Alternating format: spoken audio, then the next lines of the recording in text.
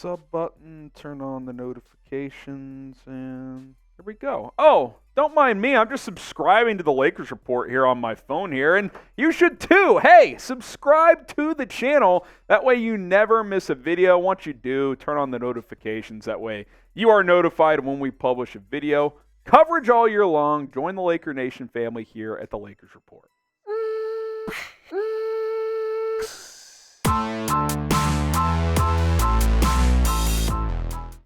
I'm Harrison Graham from Chat Sports. Appreciate you guys watching. Christian Wood, is he still in play for the purple and gold? Now, the Lakers would reportedly prefer to get something sooner rather than later in terms of filling that roster spot, and Christian Wood remains as their top choice, and that's understandable to see why, right? I mean, among the available free agents and to get someone in that front court, Christian Wood's probably the best option, right? Almost 17 points per game last year, 7 rebounds, about a block per game, and I think what he brings more than anything else is just the efficiency to score at all three levels. Over 51% from the field, almost 38% from three. Now, his issues in Dallas last year are pretty well documented. Not a great locker room fit. Jason Kidd didn't trust him. And you do wonder, and that's something I haven't talked about on this channel necessarily, is Jason Kidd, formerly on that Lakers staff, you wonder if people in that front office have reached out to Kidd and been like, look, what's the deal with Wood? And he's given them the business. Been like, yeah, I mean, he does this, he does that. It's not great to work with the guy. So maybe that's why the Lakers haven't pulled the trigger yet. But they have consistently been linked to wanting to bring him on board, but for only a vet minimum contract. Here's Dan Wokey of the LA Times. He says, Wood, from what I can tell, still seems like the top choice despite the defensive shortcomings and personality issues detailed here. If Wood is looking for a heftier paycheck than the league minimum that the Lakers can offer, so be it. But if his market is the minimum, and here in early August it sure seems like it is, the Lakers believe they could offer the best situation for the talented big man. And look, if he wants to rebuild his reputation, put the ego to the side, sign a vetman deal with a team like the Lakers. There's other teams that can make sense too, like Miami, but a contending team, and go play well. If he puts up those same numbers but is actually a good fit and gives effort defensively, he could get a solid multi-year contract next year. So he could get $10 to $15 million per year if he is the same scorer, but is just a better teammate, gives more effort, does those type of things, coachable. I think those were all issues in Dallas last year and in prior stops. There's a reason he's been on 7 or 8 teams already, and he's not even 30 years old. So I think he's just going to have to do that at this point. I don't expect him to get more than a vet min. Maybe a team throws the biannual at him if they still have it, but not many of those teams remain at this point as well. I think signing with the Lakers and playing under a guy like LeBron James and Anthony Davis makes a ton of sense, and the opportunity is there. I mean, in terms of pure talent, he's easily the second best big on this roster if he signs after AD. He is a better overall player than Jackson Hayes, who is going to have a role on this team. Like, if Jackson Hayes is going to get minutes here, you don't think Christian Wood can? He absolutely can. He could even start. Like, it's actually possible. I don't think he would. I think they'd bring him off the bench, but there's a scenario where he and AD could start next to each other conceivably. So that has to be appealing if you are Christian Wood. I get you want the money, but go prove it, and then go cash in next offseason with a different team. Here's more from Wokey. The biggest question would be whether the Lakers structure, headlined by Darvin Ham and LeBron James, could keep Wood focused on winning while eliminating some of the bad habits and overcoming some deficiencies. While he's already played for 7 teams, there's at least some internal optimism that the Lakers could make it work at stop number 8. And look, right, like, doesn't work 7 times. Why would it work the 8th? He actually was fine in Houston, I think, culture-wise. They just sucked. It just didn't work out in Dallas for whatever reason. But, yeah, like, Christian Wood's got to own being the reason why he's bounced around. I'm sure there were other factors.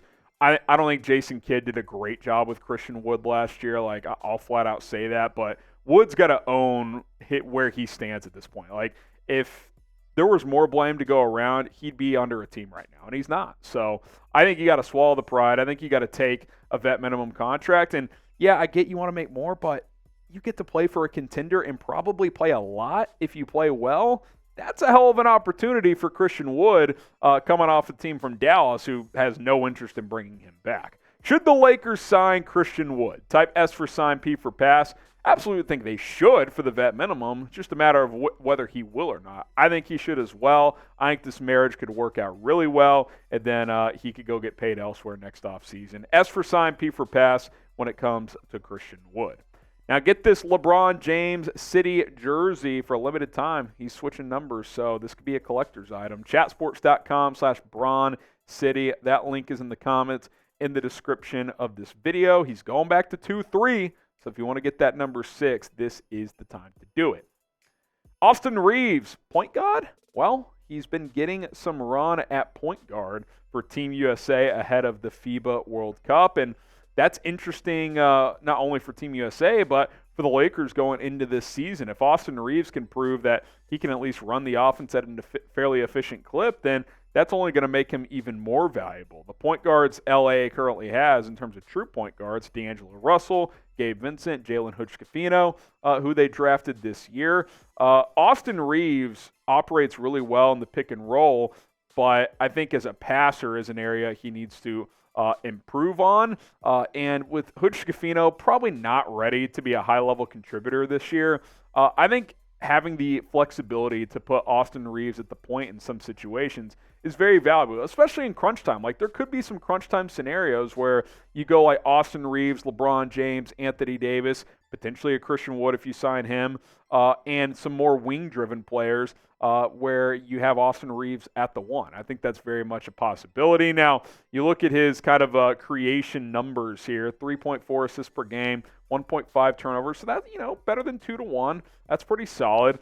Points created 8.5, and that's in limited opportunities to kind of handle the basketball. If you give him, 10 to 15 minutes per game in that role, then I think those numbers could go up. I would like to see it. I think he's more of a 2, but considering he is kind of an undersized 2, like if he could give you value as a 1, like that contract you got him at is already a steal, but if he can play some point, then it's like one of the best contracts in the NBA because it just gives you so many options if you're Darvin Ham. It allows LeBron to play even more off ball and kind of save that energy for, a long season and postseason play. Obviously, I think that was evident last year that once the postseason got here, he was a little bit gassed.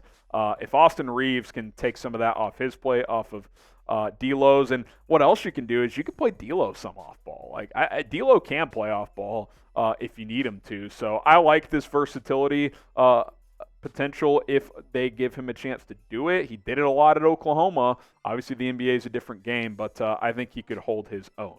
Now, if you want Austin Reaves to play more point guard minutes, type me below. I'd like to see it. Give him 10 to 15 minutes per game at the point guard position. Play the remaining, 15, 20 minutes. He'll probably play 30-ish minutes per game at the 2-ball, and I would be very, very excited to see that happen.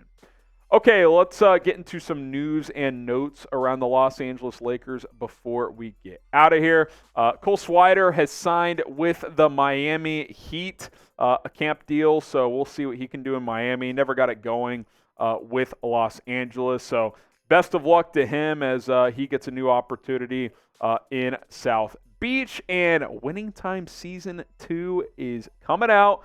It is back. I'll be honest, I didn't know a second season was coming out. The first season was pretty damn good, but season 2 just around the corner. So first episode actually dropped yesterday, so it is underway.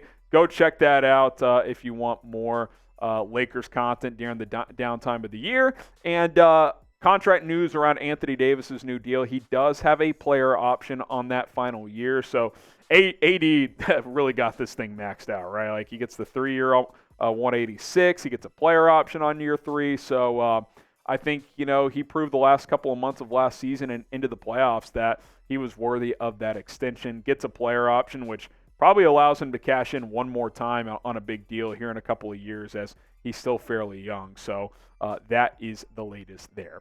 All right, guys, there you have it. The latest Lakers news and rumors here on a Monday. Appreciate everybody for tuning in to the show. If you want more coverage, don't forget to subscribe. Hey, you, hit that sub button, turn on the notification bell, and we'll continue to get you guys caught up on the latest surrounding the purple and gold. See ya.